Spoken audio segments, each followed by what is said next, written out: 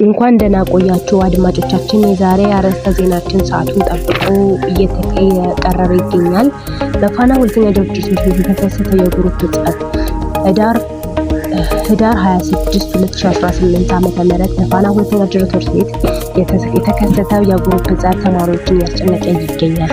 ተማሪው እርስ በእርሳቸው መጣላትን አዘውትረው ትምህርት ቤቱ የተከሰተ የግሩፕ ጸብ መንስኤው በሰፈር የተነሳ መሆኑን ብዙዎች ይናገራሉ። በተለያዩ ቁሳቁሶችን በድንጋይ በጩቤ በተለያዩ ቁሳቁሶች እየተጣሉ እንደሆነም ተነግሯል። እነዚህ ወንድ ተማሪዎች ቢታሰሩ ምንም ሊተው አልቻሉም። በጸቡ የተጎዱት አካላት ግን ለሚመለከተው አካላት ችግራቸውን አሳውቀዋል።